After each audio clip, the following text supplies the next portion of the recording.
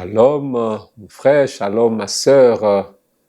Heureux de vous retrouver pour partager ce moment avec le Seigneur qui, je pense, est encore plus heureux de nous voir.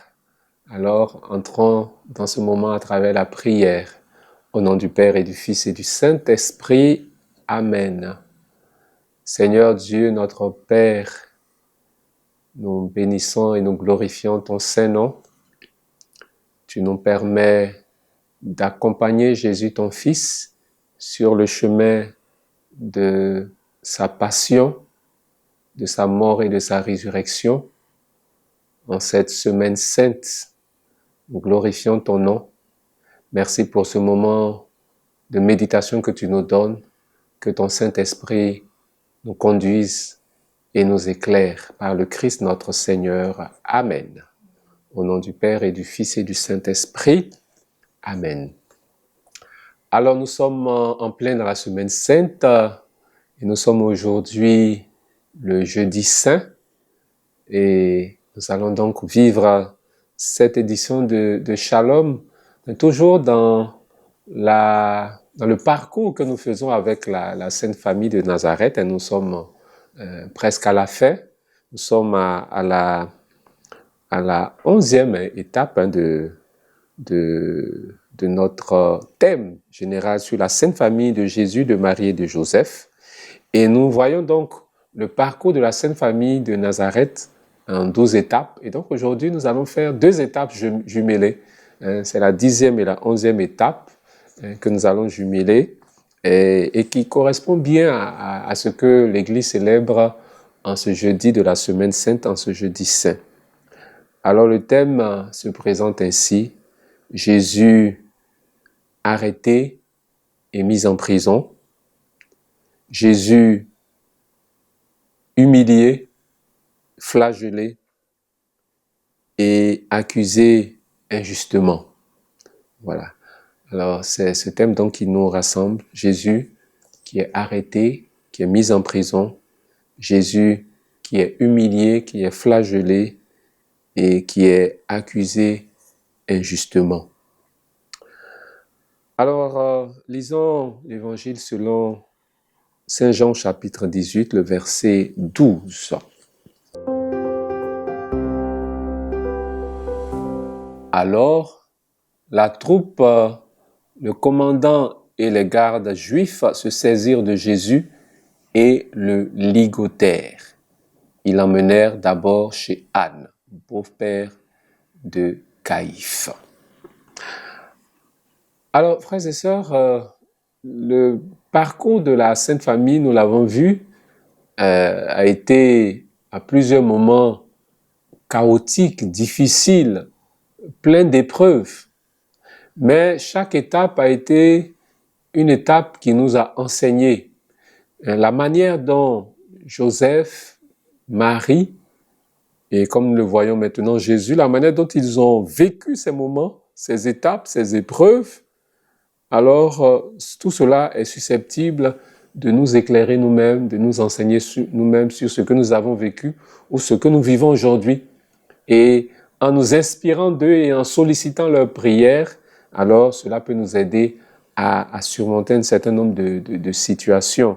Alors, quand on parle de Jésus qui est arrêté et qui est mis en prison, alors cela nous fait penser à tous ceux qui sont en situation d'arrestation. Tu es là tranquillement chez toi et puis voici des policiers qui viennent, qui t'arrêtent, ou bien tu es assis au bureau ou tu es quelque part et on t'arrête. C'est en soi une épreuve difficile. Donc nous pensons à ces personnes-là qui ont vécu ça ou qui vivent cela. Nous pensons également à toutes les personnes qui sont en prison, tous les prisonniers. Alors il y a des personnes qui sont en garde à vue, qui sont peut-être dans un commissariat de police ou dans un autre lieu tenu par les forces de l'ordre, ou toutes les personnes qui sont carrément emprisonnées dans les maisons d'arrêt.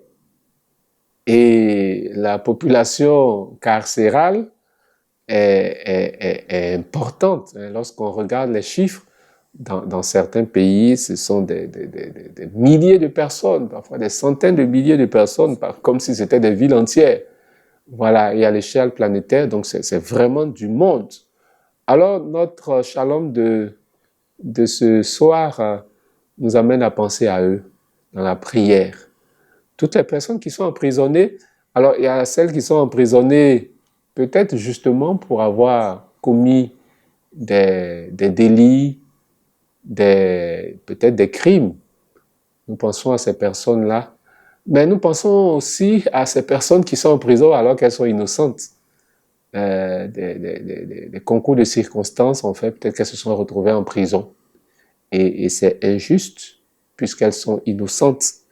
Voilà. Et donc nous pensons aussi à ces personnes-là dans notre prière. Dans notre prière. Et ce sera le cas pour tous les autres points que nous allons aborder concernant Jésus dans sa passion, dans la grande souffrance qu'il a endurée pour nous apporter le salut, la délivrance, la guérison, la paix.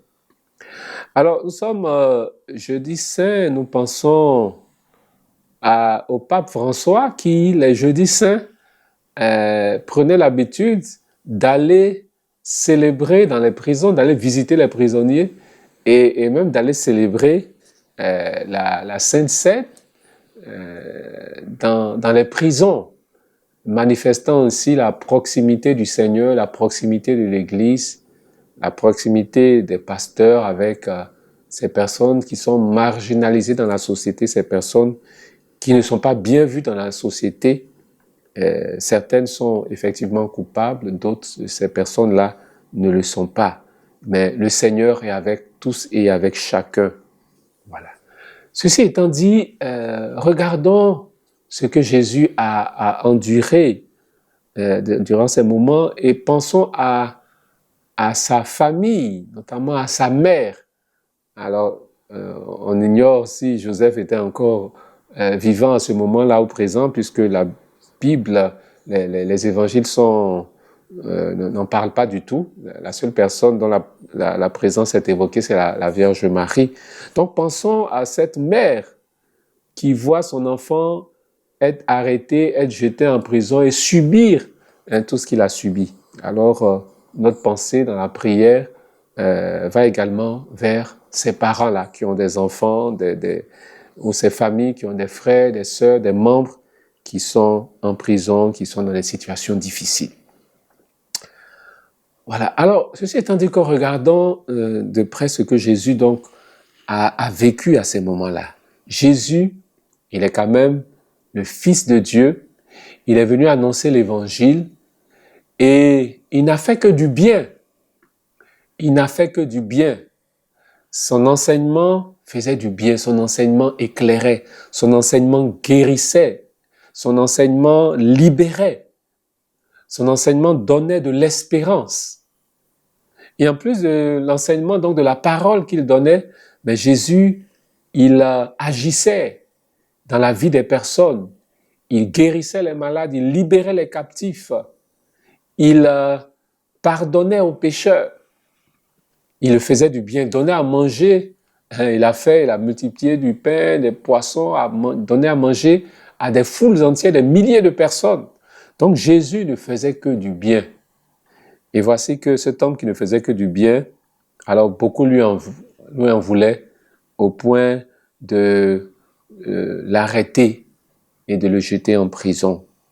Jésus a été arrêté. C'est quand même un moment douloureux. Dans quelqu'un dont la liberté est restreinte et la liberté finalement est carrément supprimée à travers l'arrestation, à travers l'emprisonnement. Voilà, Jésus, le Fils de Dieu, a enduré cela pour vous, pour moi, pour chacun de nous. Le Fils de Dieu a été arrêté. C'est un scandale. C'est une épreuve douloureuse. Et c'est en soi déjà même une humiliation. Jésus a accepté cela pour que nous soyons en paix, nous soyons libérés. Et le texte que nous avons lu tout à l'heure, hein, Jean 18, 12, on nous dit que le commandant Et les gardes juifs se saisirent de Jésus et le ligotèrent. Jésus a été ligoté. Il a été attaché avec des cordes. Il a été ligoté. Voilà. Alors, imaginons un peu la scène, voyons la scène et c'est quelque chose d'assez frappant. Mais n'oublions pas que c'est un innocent qui a subi cela. N'oublions pas que c'est quelqu'un qui ne faisait que du bien qui a été ainsi traité. Mais il a fait par amour pour vous, par amour pour moi, par amour pour chacun d'entre nous. Alors nous pouvons oublier beaucoup de choses, mais n'oublions pas ce que le Fils de Dieu a subi, son arrestation et sa mise en prison, on pourrait dire, puisqu'il a été maintenu en détention.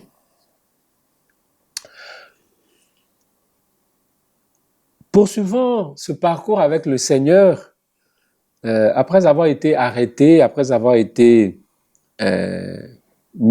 retenu en détention.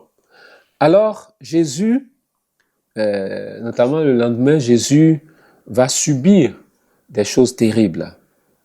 Il va subir des choses terribles. Alors, il y a plusieurs choses que Jésus a subies. Jésus va subir un interrogatoire. Un interrogatoire serré de la part d'abord des grands prêtres. Il y a Anne qui a commencé.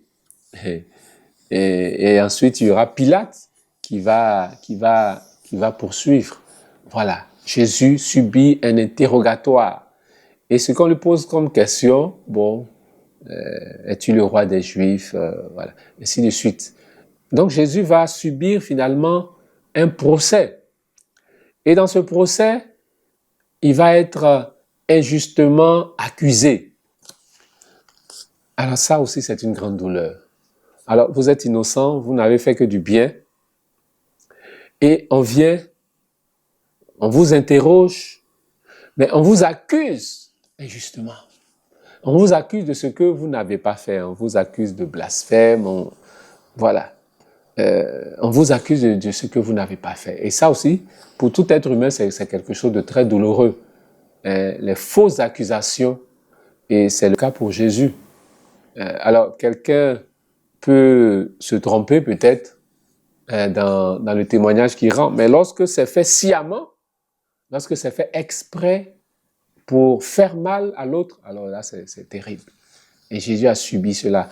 Alors, souvent, on voit Jésus en croix, mais la croix, elle a commencé déjà par ces éléments de détail de ce qu'il a subi. Sa passion, c'était déjà ça. Avant même de recevoir les clous physiques dans les mains, mais Jésus a été déjà crucifié par ces accusations mensongères et qui ne visaient qu'à l'éliminer. Voilà, une foule en rage, ça fait mal. Et dans cette situation, Jésus, alors il y a Pilate qui veut le libérer, qui demande est-ce qu'il faut libérer Jésus, c'est la Pâque, j'ai l'habitude de libérer quelqu'un, est-ce que c'est Jésus qu'il faut libérer? Et la foule qui va dire non, pas lui, mais Barabbas. Donc Jésus, le Sauveur, le Fils de Dieu, on lui préfère un vrai criminel, un vrai malfaiteur. Ça aussi, ça fait mal. Ça aussi, ça fait mal et ça fait très mal. Ça fait très mal. Et Jésus a subi ça. Tu es innocent et on propose de te libérer parce que, bon, c'est un temps, il y a une forme d'amnistie. Voilà, donc tu peux bénéficier d'une amnistie. Non, mais pas toi, mais plutôt quelqu'un qui est un vrai criminel. Bon, soit dit en passant, on aurait pu chercher à libérer les deux. Hein. L'innocent, donc lui, c'est normal qu'on le libère. Et puis, bon, si on veut appliquer l'amnistie pour celui qui est le vrai coupable, ok, ça peut se comprendre. Mais qu'on maintienne en captivité l'innocent et qu'on libère le vrai criminel, bon, là, ça pose de gros problèmes. Mais Jésus a enduré cela par amour pour nous. Voilà. Alors, chaque fois que nous pensons à ce que Jésus a vécu, ça a été le cas pour toute le parcours de la Sainte Famille. Nous pensons à tous ceux qui vivent des situations pareilles, tous ceux qui sont accusés injustement. Alors, c'est que dans une famille, alors si quelqu'un a l'habitude de faire quelque chose, le jour où la personne ne l'a pas faite et puis la chose a été faite, on va penser immédiatement à cette personne-là. Et souvent, les enfants, ils n'aiment pas ça du tout. Voilà. Non, papa, non, maman, ce n'est pas moi qui ai pris, ce n'est pas moi qui ai fait cela. Bon, pourtant, on t'accuse. Ça fait toujours mal d'être accusé pour ce qu'on n'a pas fait. Jésus l'a subi. Alors, ça ne va pas s'arrêter là pour Jésus, parce qu'on va l'humilier, on va se moquer de lui, on va le rejeter. Toujours dans l'évangile de Jean au chapitre 19, on voit, on nous dit alors, Pilate fit saisir Jésus pour qu'il soit flagellé. Les soldats tressèrent avec des épines une couronne qui lui posait sur la tête, puis ils le revêtirent d'un manteau pourpre. Ils s'avançaient vers lui et ils disaient « Salut à toi, roi des Juifs !» et ils le giflaient. Voici, après avoir subi des paroles, des propos qui le blessaient intérieurement, mais voici qu'il va subir physiquement maintenant ces situations difficiles. Voilà. On dit qu'il est, n'oublions pas que lorsqu'il a été arrêté, il a été ligoté, on l'a dit tout à l'heure. Là maintenant, il va être flagellé, c'est-à-dire qu'il va recevoir des coups de fouet, mais des coups de fouet, c'est violent. Un seul coup de fouet, c'est violent. Alors les Juifs, semblait-il, quand on devait fouetter quelqu'un, c'était 39 coups de fouet. Voilà, 39 coups de fouet dans le dos, et le fouet avait la malice de frapper toujours pratiquement au même endroit. Donc celui qui donnait les coups, il sait que plusieurs coups répétés au même endroit, ça fait encore plus mal. Et la peau, à un moment donné, ne tient plus. Elle finit par céder et le sang va couler. Voici ce que Jésus, le Fils de Dieu, a subi pour vous et moi. Il a été flagellé. Il a subi des sévices corporels assez douloureux, assez durs. Et on nous dit, les soldats tressèrent avec des épines une couronne qu'ils lui posèrent sur la tête. Il le revêtit d'un manteau pourpre. Ils s'avançaient vers lui, ils lui disaient « Salut à toi, roi des Juifs !» Alors, en plus de cela, on se moquait de lui. On s'est moqué de lui, on l'a humilié. On l'a ridiculisé. En fait, c'était ça l'objectif. On l'a ridiculisé. Un roi, ça porte une couronne. Mais un roi, une couronne, c'est une couronne dorée, une couronne reluisante. Mais pour le roi de l'univers, le Christ roi de l'univers, c'est une couronne faite avec des épines. La dérision est à son comble. Et on peut imaginer aussi que la souffrance, non seulement elle est physique, plus que les épines, là, ça ne vous caresse pas, ça vous transperce le corps. Donc, la dérision, elle est physique, mais elle est aussi mentale, elle est morale. Elle est subie de cette manière-là par le Fils de Dieu. Voilà. On se moque et en même temps, on te fait du mal physiquement. Alors, ça a été des moments vraiment durs pour Jésus, le Fils de Dieu. Voilà. Ça a été des moments extrêmement douloureux. Être ainsi rejeté par ceux à qui vous êtes venu faire du bien. Parce qu'il est apparu, le Fils de Dieu, pour sauver, il dit, le Fils de l'homme est apparu afin de détruire les œuvres du diable, donc de détruire le mal.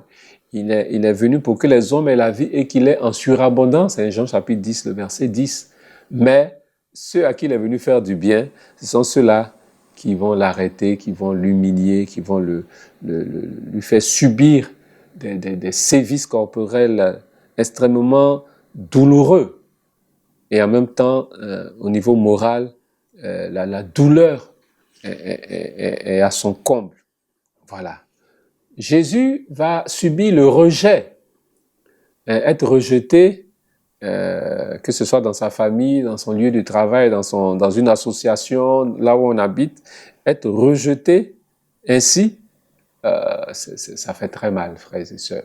Ça fait très mal. Alors nous sommes en train de parler ainsi donc de la passion de Jésus, la souffrance que Jésus a subie pour nous apporter le salut. Et pour nous qui le suivons en cette semaine sainte, nous qui contemplons son œuvre de salut en cette semaine sainte, cela nous interpelle et doit continuer à nous interpeller. Doit continuer à nous interpeller. Et cela doit nous amener nous-mêmes à ne jamais être des bourreaux pour les autres.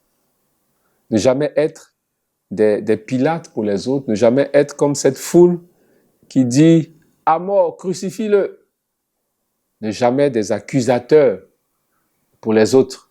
Bon, encore, si on était des accusateurs avec des preuves, mais des accusateurs menteurs. Voilà, que nous ne soyons jamais ces personnes-là qui flagellent les autres, qui crucifient les autres. Que nous ne soyons jamais de ceux qui, après avoir bénéficié, peut-être que parmi ceux-là, il y en avait qui avaient mangé le pain et les poissons que Jésus avait multipliés. Hein? C'est possible, il y avait des milliers de personnes. Mais ne soyons pas de ceux-là qui, après avoir bénéficié des grâces du Seigneur, puissent être de ceux qui le pointent du doigt pour dire voici ce qu'il a fait, il a blasphémé, voici ce qu'il a fait, ainsi de suite. Que ne soyons jamais de ceux qui posent une couronne d'épines sur la tête des autres pour se moquer d'eux et pour leur faire du mal. Que ne soyons jamais de ceux qui vont planter une lance dans le côté des autres ou encore moins leur planter un couteau dans le dos. Que ne soyons jamais des bourreaux pour les autres, mais au contraire, que nous soyons comme Simon de Cyrène.